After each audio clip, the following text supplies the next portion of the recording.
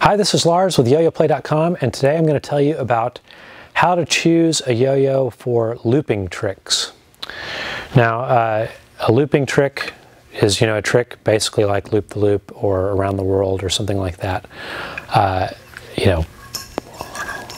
One of these. Now, the most important thing if you're looking for a yo-yo to loop with is to get the right kind of shape. Now, a butterfly shape is not a good, or a flared gap yo-yo shape is not a good shape for looping because all the weight is around the edges of the yo-yo, and that gives it a lot of gyroscopic stability. And so when you do a loop, every time you loop out, the yo-yo flips over and comes back. So if you're using a butterfly yo-yo, all that stability fights against you, and it's hard to loop with a butterfly yo-yo.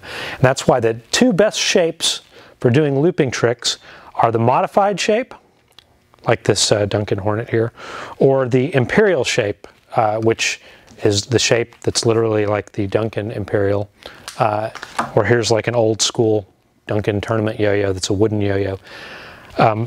One other interesting thing about looping tricks is that unlike many other sort of types of yo-yoing, having a ball-bearing axle isn't necessarily to your advantage when you're doing looping because you're not doing a lot of sleeping, you're bringing it back.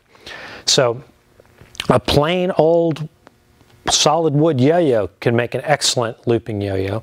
Or one of my favorites is to get a modified shaped plastic yo-yo with a wooden axle. And specifically, I like the Spintastics Technic. And if I recall correctly, I think this is actually, this very yo-yo, the Spintastics Technic, has been used to win some world records related to looping tricks or some kind of tricks. I'm not really, I can't remember, but I think it's one of the yo-yos that was used. Also, but there's different things like the Yomega Fireball, or the Yomega Raider, which has a bearing. The Fireball has a transaxle, so it's a little bit slower. Yo-Yo Jam makes some looping yo-yos like the Unleashed. The Duncan Pro-Yo is one of my favorites because it has a wooden axle, and so that's really easy to control for me. But they've made a new yo-yo that's just come out that's a ball-bearing yo-yo that's really tunable. It's called the Hornet, and you can sort of tune the gap where it comes in closer or goes out further depending on what you like for your feel when you're doing loop-the-loops. And so that one's a really awesome yo-yo to try as well.